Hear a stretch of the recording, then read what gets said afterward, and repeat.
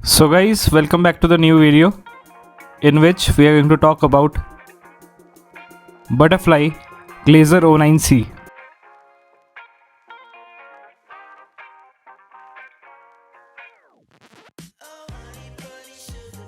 So इस test में जो मैं ब्लेड यूज़ कर रहा हूँ वो है टीमोबॉल ALC।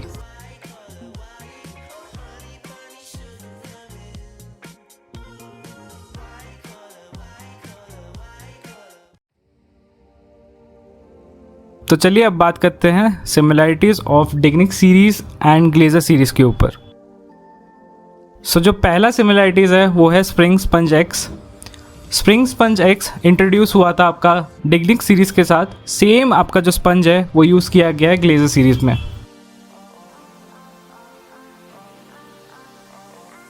तो चलिए अब बात करते हैं पिंपल स्ट्रक्चर के ऊपर डिग्निक सीरीज़ एंड ग्लेजर सीरीज़ का। सो आप देख सकते हो जो डिग्निक सीरीज़ एंड ग्लेजर सीरीज़ का जो पिंपल स्ट्रक्चर है वो ऑलमोस्ट आइडेंटिकल है, जिसकी वजह से आप ये बोल सकते हो जो टॉप शीट्स है वो लगभग सिमिलर रहेंगे। सो अब बात करते हैं ग्लेजर O9C एंड डिग्निक्स O9C के हार्डनेस के ऊपर। सो जो ग्लेजर O9C का हार्डनेस है वो है 42 डिग्री, जिसका स्पंज हार्डनेस है वो है 42 डिग्री, एंड जो डिग्निक्स O9C का हार्डनेस है वो है 44 डिग्री। सो जो ये डिग्री है ये स्पंज का डिग्री बता रहा हूँ मैं आपको, एंड जो टॉप शीट है वो डिग्निक्स O9C एंड ग्लेजर O9C में सेम है।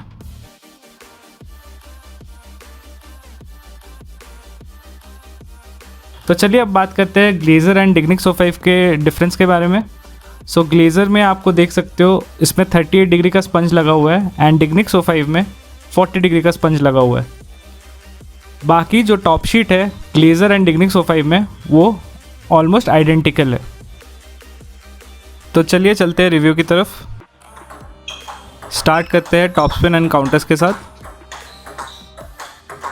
तो जब मैं ग्लेजर O9C से टॉप स्पिन एंड काउंटर्स खेल रहा था मेरे को ये फील हुआ जो बॉल है वो बहुत इजीली ग्रिप करती है, क्योंकि ये एक हाइब्रिड रबर है। आपको पता है इसका जो टॉप शीट है वो टैकी है, एंड जो स्पंज है वो है स्प्रिंग स्पंज एक्स, जिसकी वजह से जो पावर मिल जाता है रबर पे वो बहुत ज़्यादा अच्छा है। जो टॉप स्पिन रहेगा उसमें बहुत ज़्यादा रोटेशन रहेगा, क्योंकि इसमें जो टॉप शीट यूज़ किया गया है वो सेम है डिग्निक्स O9C की तरह। एंड जो स्पंज है वो लिटिल बिट सॉफ्टर है एज़ कम्पेयर टू डिग्निक्स O9C। सो जो आपका टॉप स्पिन रहेगा उसमें बहुत ज़्यादा रोटेशन रहेगा बॉल में, जिसकी वजह से आपका जो टॉप स्पिन रहेगा वो बहुत ज़्यादा हैवी स्पिन के साथ जाएगा ओपोनेंट के पास। सो जब मैं इससे काउंटर्स भी खेल रहा था मेरे को ये लगा कि इससे काउंटर्स खेलना भी बहुत इजी है।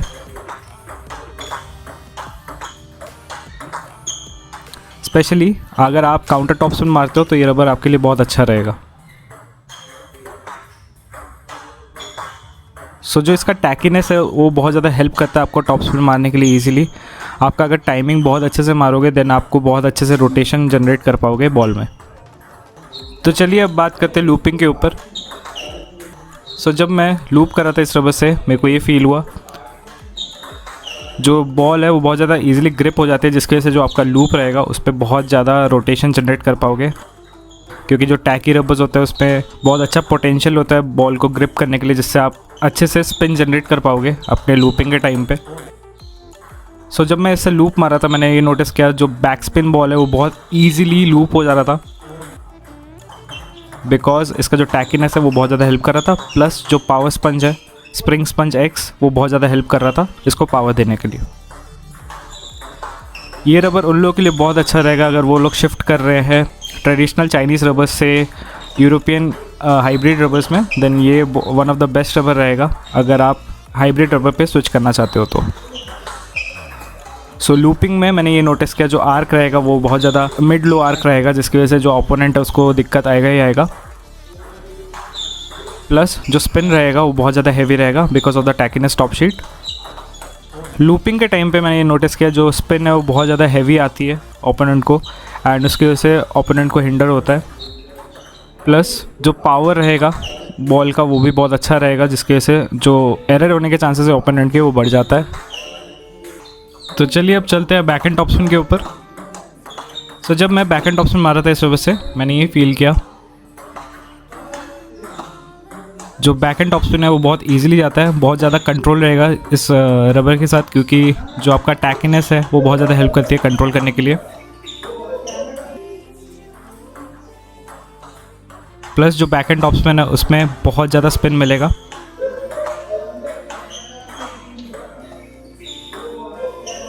एंड आपको जो पावर मिल रहा है पावर स्प्रिंग स्पंज एक्स के साथ वो बहुत ज़्यादा सफिशिएंट है आपको कंट्रोल करने के लिए बॉल को एंड स्पीड देने के लिए।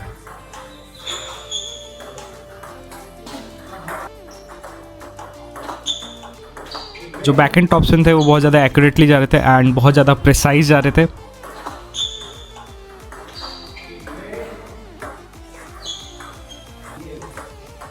जब मैं बैक एंड टॉपस्पिन मारा था मैंने ये फील किया जो बॉल में रोटेशन जनरेट कर पा रहा था वो भी बहुत ज़्यादा हैवी था।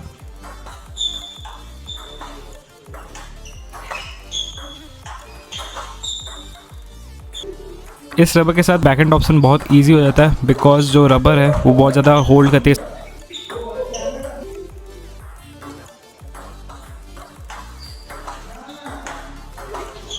इसका जो डुअल टाइम है वो बहुत अच्छा है जिसकी वजह से जो बॉल है वो थोड़ी देर ग्रिप करती है रबर पे, फिर वो इनिशियली छोड़ती है।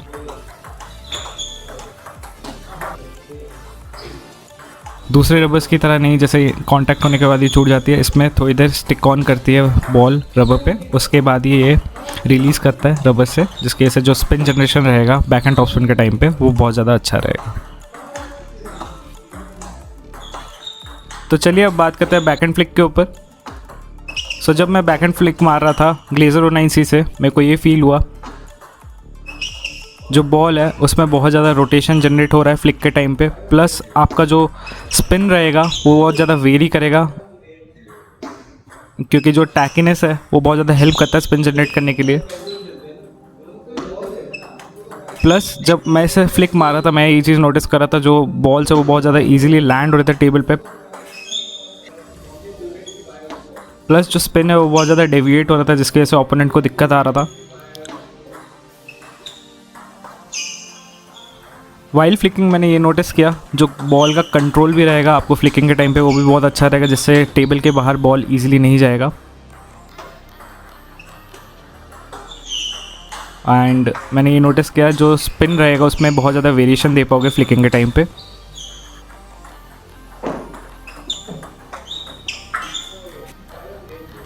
मैं ये बोलूँगा ये रबर फ्लिकिंग के लिए बहुत अच्छा रहेगा अगर आप सीखना चाहते हो।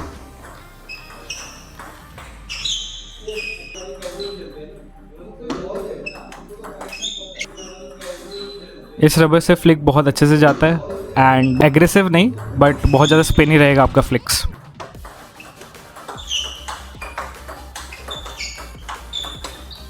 इस रबर का ये फ़ायदा मेरे को ये लगा कि जो फ्लिक मार रहे हो उसकी वजह से जो डेविएशन हो रहा है बॉल का उसकी वजह से जो ओपोनेंट एरर करेगा उसके वजह से आप इजीली हिटअप ले सकते हो उसके ऊपर एंड इजीली आप अपना पॉइंट्स ले सकते हो क्योंकि जो फ्लिक है वो बहुत ज़्यादा स्पिनी रहेगा इस रबर के थ्रू। तो चलिए अब बात करते हैं टच प्ले एंड सर्विसेज के ऊपर। स्टार्ट करते हैं टच प्ले के साथ। सो जब मैं टच प्ले कर रहा था मैंने ये नोटिस किया जो बॉल रहेगा वो बहुत ज़्यादा मीडियम टू लो आर्क में रहेगा जिसकी वजह से जो आपका टच प्ले रहेगा वो बहुत ज़्यादा एक्यूरेटली जाएगा, प्लस आपका जो टच प्ले है उसमें भी बहुत ज़्यादा स्पिन रहेगा because of the tacky top sheet. आप इस रबर से ईजिली अपने ओपोनेंट के सर्विसेज को काउंटर कर सकते हो अपने टच प्ले के साथ क्योंकि इसका जो टच है वो बहुत ज़्यादा अच्छा रहेगा क्योंकि जो डुअल टाइम है प्लस जो टैकीनेस है इस रबर का वो बहुत ज़्यादा हेल्प करता है टच प्ले के टाइम पे। इस रबर को मैंने अपने फोर एंड पे भी चलाया अपने बैक एंड पे भी चलाया, दोनों साइड सेम इफेक्ट की है। आपको एक लो मीडियम आर्क रहेगा जिसकी वजह से जो आपका टच प्ले है वो बहुत ज़्यादा हार्ड रहेगा ओपोनेंट को हिटअप लेने के लिए। तो चलिए अब बात करते हैं सर्विसेज के ऊपर। सो जब मैं ग्लेजर 09C से सर्व कर रहा था मैंने ये नोटिस किया जो सर्विसेज थे उसमें मैं बहुत ज़्यादा इजीली स्पिन जनरेट कर पा रहा था। जो टैकी टॉप शीट है वो बहुत ज़्यादा हेल्प कर रहा था मेरे को स्पिन जनरेट करने के लिए जिसकी वजह से जो बॉल का रोटेशन था वो बहुत ज़्यादा एग्रेसिव हो रहा था स्पिन के टाइम पे। प्लस जो सर्विसेज थे वो बहुत ज़्यादा हैवी थे जिसकी वजह से जो ओपोनेंट था वो गलतियाँ कर रहा था जिसकी वजह से मैं ईजिली उसको हिटअप ले पा रहा था। ये मैंने नोटिस किया, जो सर्विस रहेगा उसमें बहुत ज़्यादा डेविएशन रहेगा स्पिन में, जिसकी वजह से जो बॉल है वो बहुत ज़्यादा डेविएट करेगी, प्लस उसकी वजह से और जो ओपोनेंट है वो मिस्टेक करेगा ही करेगा। तो चलिए अब बात करते हैं प्रोज एंड कॉन्स के ऊपर।